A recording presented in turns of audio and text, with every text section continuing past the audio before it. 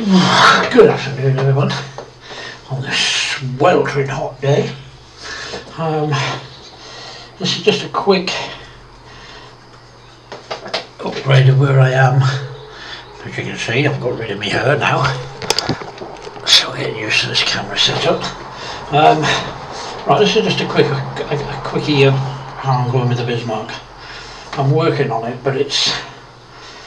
Let me close that window because the cars keep making a noise going past. I'll open that again in a minute. So I've been working on it, but because I concentrate on what I'm doing bits that just need a lot of concentration. And I concentrate by listening to music. And I quite often get a system where a setup where people can't hear what I'm talking about. So I'm still working on the hull. So what I've done so far is all the portholes have been cut out and the porthole bits added to them. Let's see if I can get that right. So I've added the porthole details on there. I'm also working from the yellow line is an idea of where, let me move back a bit. If that stays in focus, I'm not sure if that'll stay in focus very well at this weight with me and the model, but the yellow tape is the boot line, and the white strip you see underneath is a very fine strip that in the let's see if I can get it in line. It looks a bit weird at times because of how it goes, but it is roughly, let me see if I can get that stern in view. It's not going to go out properly, unfortunately. So you can see it there, it marries up, it goes around the stern, and it went just under the boot line. It's worked on for the Anatomy of a Ship book. I've got this camera set up on manual focus, you see, so it's easier to see, but as I move away it goes out of focus. And unfortunately it won't stay in focus while I'm working. It's not going to stay in focus. Doesn't make any difference how much I try, it's not going to remain in focus, unfortunately. Now you see as I move away, it focuses on different areas. So it's got so that's going to be the boot line. That little bit there is from the Anatomy of a Ship. It's a armour band that went around along with the one along the top. I've added these, whatever they are, they've been added. The holes on the inside, that is ready for the, what are you looking at? Talking to my dog. That is ready for it to be screwed onto a base once I get it done on a base. And then we have these grab rails. They are just, they're impossible. I just do not know how to do them. I don't know if I'm going to be able to show you this. Let me see if I can bring the camera down. You're probably not going to be able to see it very well. There's one on, I've put one in place so far. Let me put my glasses on. And that's here. You can just about see it, that's my fingernail. There's tiny little things. So to get that in place, I had to use an old bit of a compass. I had to mark out very carefully on the hull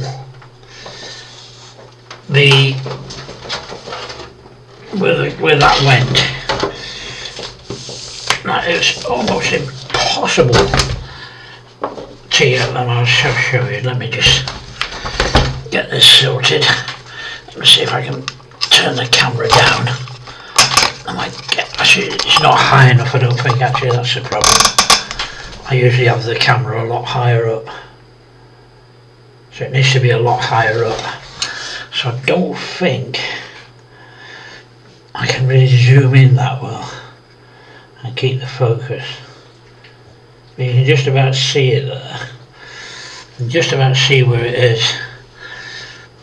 And so that one went in place. I managed to get that in place, and the only way to do them was to take one off of the photo etch.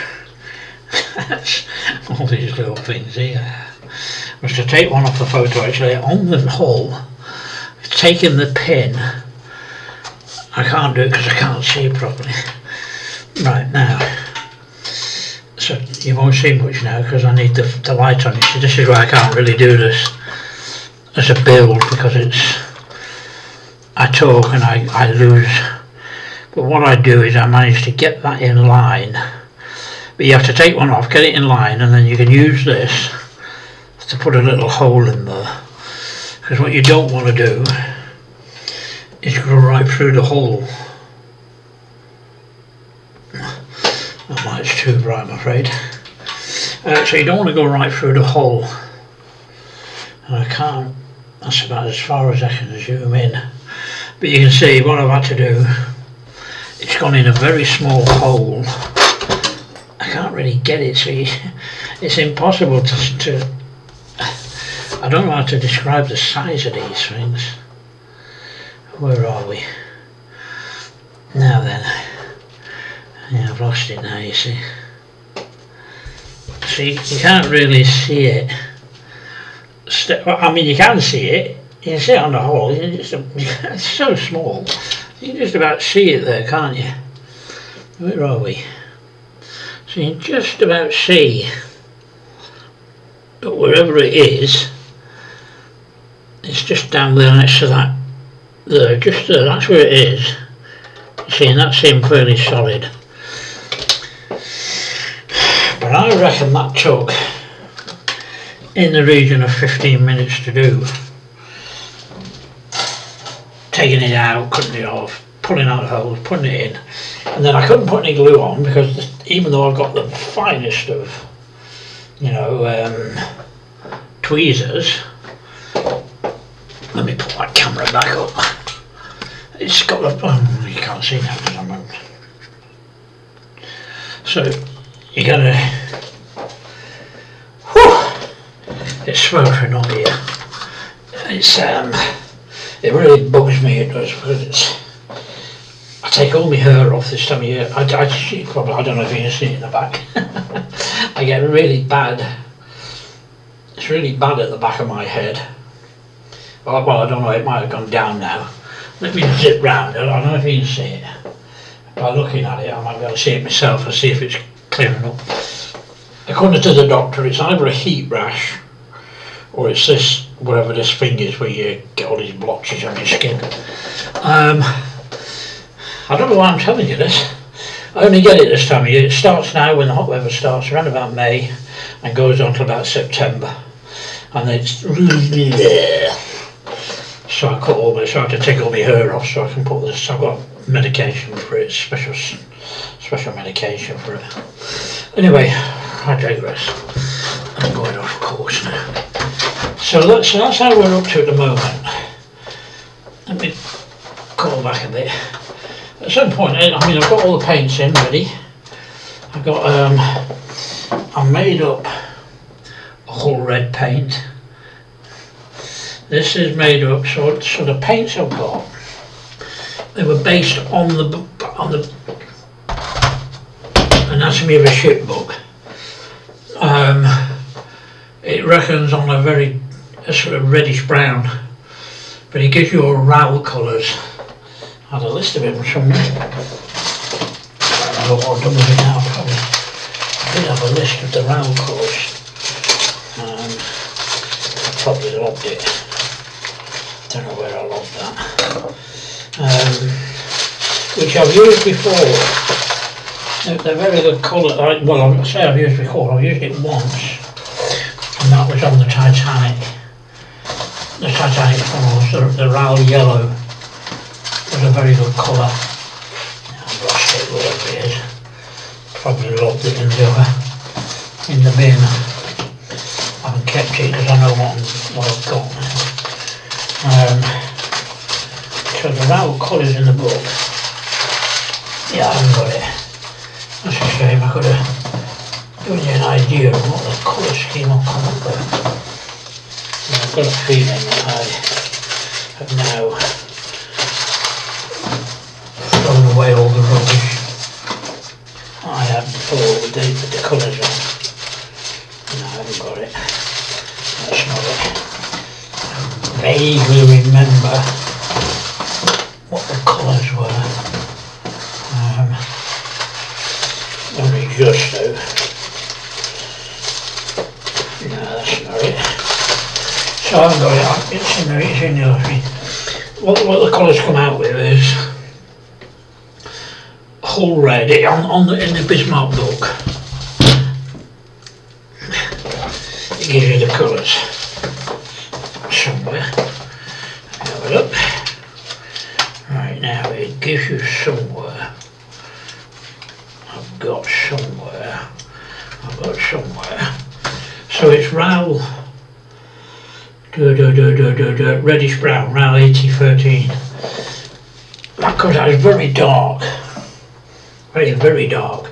So what this is, it looks a bit silly that you can't really see the proper colour.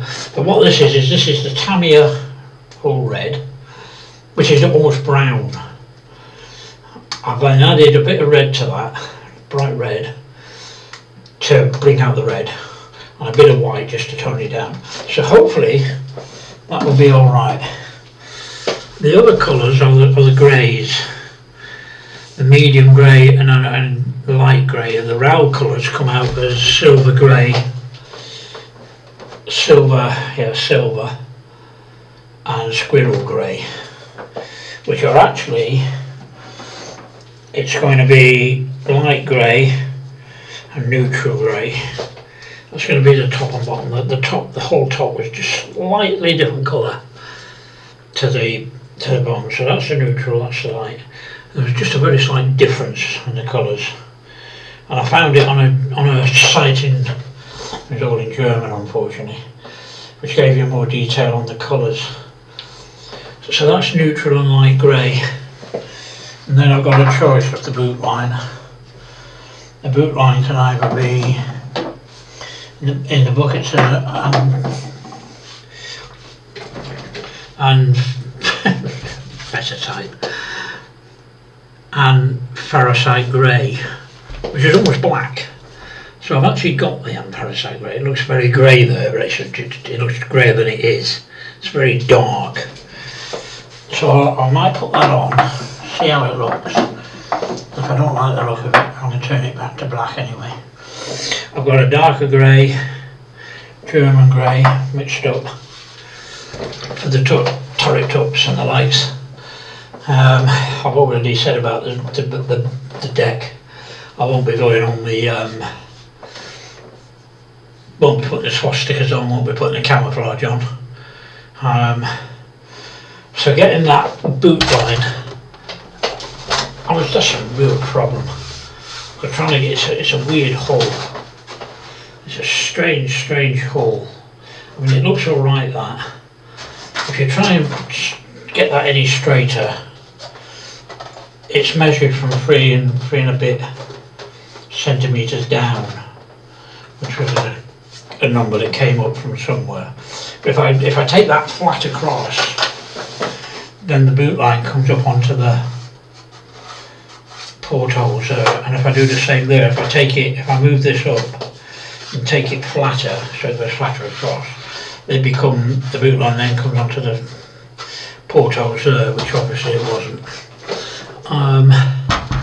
So hopefully that looks alright, and it's gonna look pretty good. It's now deciding on those grab rails. Oh God, they're horrible. I gotta get sort this thing out. They are really horrible. They really are. There's 22 on that bit, just on that line alone is 11. I think there's about 160 going up the hole. It took 15 minutes to do that one. I might get into a sort of thing where I can do it a bit quicker. But taking each one off, measuring it out, getting the hole in the correct place, getting it into place, putting some glue into that. Because the worst thing you can do is put glue on it to put it in, because it tends not to get in right, fitting it into the hole, putting a bit of glue in, and I literally not quite flooding it with glue, but putting a decent bit of super glue in, then getting some super glue activator, and that's what these bottles come in handy for, by the way. That's the activator. Whereas, you know, this stuff is absolutely brilliant stuff. The super glue activator is brilliant. So then brushing some of that on very carefully to brush off the excess glue, plus it gets it solidly in place. All takes time, doesn't it, Sky? So that's just to let you know I'm still building it, and it's, you know, I would have put some videos up of the build, but I have to concentrate, and I can't concentrate when I'm yapping away like I am now. And I like to listen to some music while I'm concentrating, as I said, and that comes out, people put remarks in saying, "Hey mate, we can't hear what you're talking about," or YouTube send a message back saying your video cannot be viewed in certain parts because copyright rules. So I'm concentrating on this.